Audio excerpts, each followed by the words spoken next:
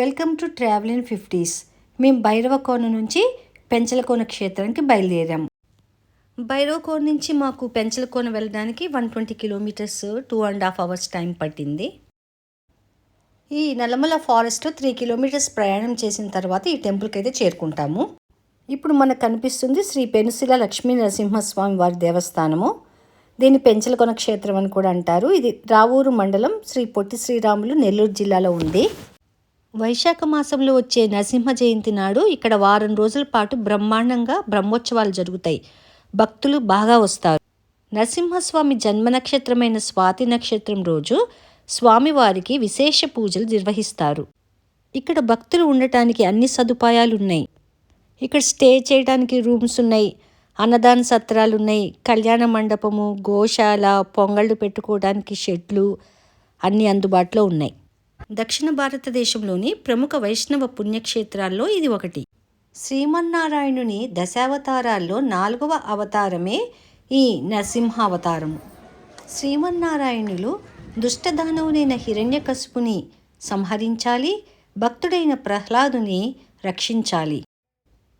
అయితే ఈ హిరణ్యకశిపుడు అప్పటికే చాలా ఘోరమైన తపస్సు చేయడం వల్ల బ్రహ్మ ప్రత్యేకమైన వరాలు ఇచ్చి ఉన్నాడు.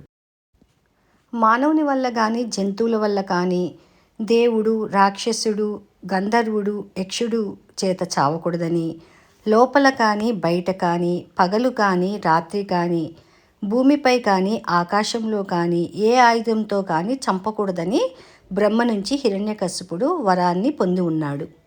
శ్రీమన్నారాయణులు హిరణ్యకశిపునికి కలిగిన వరానికి భంగం కలగకుండా శిక్షించుటకు నరరూపము సింహం శిరస్సుతో భీకరమైన ఉగ్రరూపంగా సంధ్యా సమయంన స్తంభం నుంచి ఆవిర్భవించిన క్షణిక అవతారమే నరసింహావతారం. నరసింహ క్షేత్రములు మన దేశంలో అనేకం ఉన్నాయి. అందులో నవనరసింహ క్షేత్రాలు బాగా ప్రసిద్ధిగాంచినవి.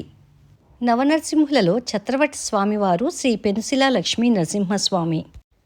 సముద్ర మట్టానికి 3000 అడుగుల ఎత్తున ఉండే నిటారుగా నిలిచిన ఎత్తైన కొండల మధ్య కీకారణ్యముల నడుమ ఉగ్రరూపుడే గర్జిస్తూ ఈ ఛత్రవటి ప్రాంతాన్ని చేరిన శ్రీ నరసింహస్వామిని చూసి ఆ సమయంలో అచ్చట విహరిస్తున్న చెంచులు పారిపోయారు. అప్పుడు చెంచురాజు కుమార్తె చెంచులక్ష్మి మాత్రం చెలికత్తెల వలె భయపడి పారిపోక ధైర్యంగా నిలిచి స్వామివారిని పెనవేసుకుని ఉండిపోయింది. ఆమె ధైర్యము, అందచందాలను పరవశుడైన నరసింహస్వామి ప్రసన్న రూపం దాల్చి ఆమెను వివాహమాడు. చెంచులక్ష్మి అమ్మవారిని ఉగ్ర రూపంలోనే పెనవేసుకొని తదుపరి శాంతమూర్తిగా వెలిశారు. అందుకే ఇక్కడ మూల విరాట్ స్థానంలో 2 శిలలు పెనవేసుకున్నట్లు సాక్షాత్కరిస్తుంది. ఇక్కడ నుంచి 5 కిలోమీటర్ల సమీపంలో గోనెపల్లి అనే గ్రామం నుంచి ఒక వ్యక్తి ఇక్కడికి వచ్చి గొర్రెల్ని కాస్తుండేవాడు. ఒకరోజు స్వామివారు వృద్ధిని రూపంలో ఈ గొర్రెలు కాచుకునే వ్యక్తి దగ్గరికి వచ్చి, స్వామివారు శిల రూపంలో ఉన్నారు, మీ ఊరి వారిని తీసుకొని వచ్చి ఆ శిలను వెలికితీసి విగ్రహాన్ని ప్రతిష్ఠించి ఆలయాన్ని కట్టమని చెప్పారు.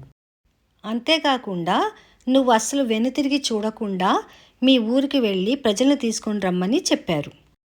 అయితే మార్గం మధ్యలో ఆ వ్యక్తి వెనుతిరిగి చూడగా ఆ వృద్ధుడు శిల రూపంలో కనిపించాడు.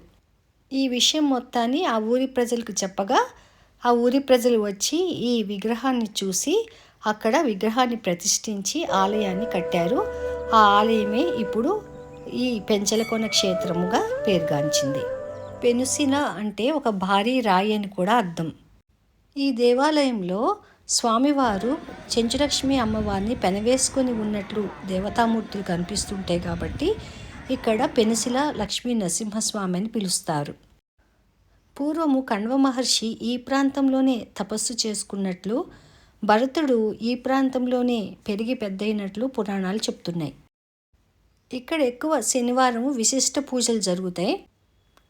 ఈ మార్గం గుండా మనం లోపలికి వెళ్తాము, స్వామి దర్శనం చేసుకోవచ్చు.